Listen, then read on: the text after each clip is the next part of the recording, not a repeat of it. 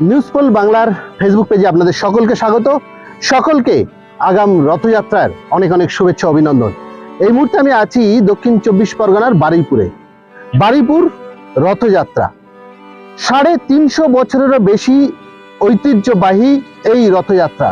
এই মুহূর্তে আমি দাঁড়িয়ে আছি বারুইপুর রায়চৌধুরী স্টেটের যে মাঠ, সেই মাঠে যে রথ, সেই রথ কিন্তু পুরোপুরি কাঠের এবং 350 বছর আগে তৈরি হয়েছিল কাঠ দিয়ে এই রথ। এবং এই রথের বিশেষত্ব হলো রথের চাকা কিন্তু সম্পূর্ণভাবে কাঠের।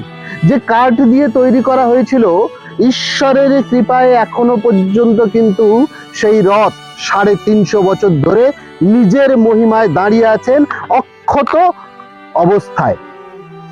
350 বছর আগে যখন ইংরেজ আমলে এই রথযাত্রা শুরু হয়, সেই সময় কিন্তু ইংরেজদের আমলেই এই যে শিকল, সেই শিকল লাগানো হয়েছিল।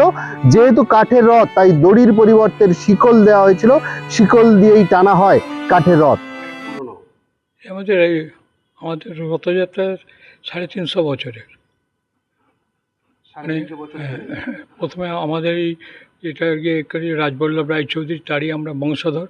তিনি যখন আমাদের বারুইপুরে প্রথমে জমিদারি প্রবর্তন করেন, তখন জানেন জমিদাররা সমস্ত রকম ঠাকুর দেবতা করে, সেই থেকে আমাদের রথটা 350 বছরের ওপর রথ। এবং এই রথ হচ্ছে পুরীর যেদিনে রথ হয় সেদিনে আমাদের এখানে রথ হয়।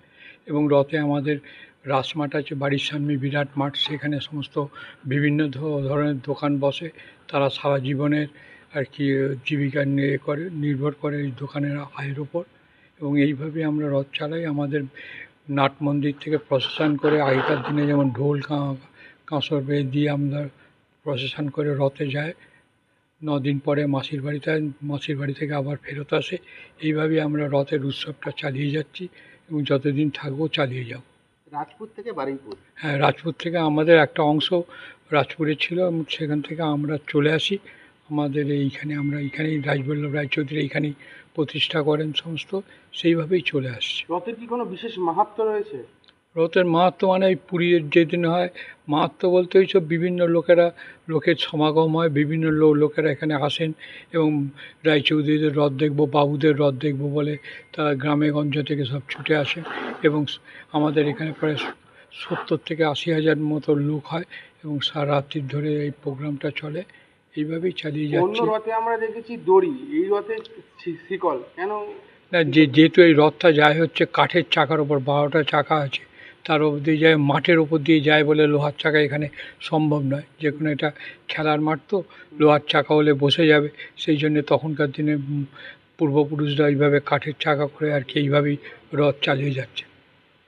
আর যে শিকলটা দিয়ে রথটাকে টানা হয়, লোহার শিকল, ওই শিকলটার কি কোনো মাহাত্ম্য রয়েছে? ওই শিকলটা হচ্ছে ইস্ট ইন্ডিয়া কোম্পানির সব শিকল, এবং তখন এখন ওর গায়ে হচ্ছে ইউকে বলে লেখা আছে। কতদিনকার সেই কোনো দিন মরচে পড়ে না এবং সেইভাবে রথ ওই চেন দিয়েই টানতে হয়। আশেপাশের একেবারে সুন্দরবন এলাকা থেকেও কিন্তু লোকজন আসেন রথের দিনে রথ টানতে।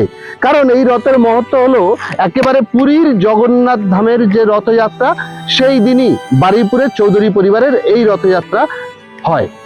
এবং এই রথযাত্রা এখনো পর্যন্ত সব মহিমায় তার দায়িত্বভার পালন করে চলেছেন পরিবারের অন্যতম নায়ক, হ্যাঁ নায়কই বলবো, অমিয় কৃষ্ণ রায়চৌধুরী। সঙ্গে থাকেন শক্তি রায়চৌধুরী। তারা এখনো পর্যন্ত কিন্তু সব মহিমায় সেই 350 বছর আগে তার পরিবার পূর্বপুরুষরা যে রথযাত্রা শুরু করেছিলেন চলে আসছে এখনো পর্যন্ত। হাজারে হাজারে মানুষ আসেন এই রথযাত্রার অনুষ্ঠানে রথ টানতে।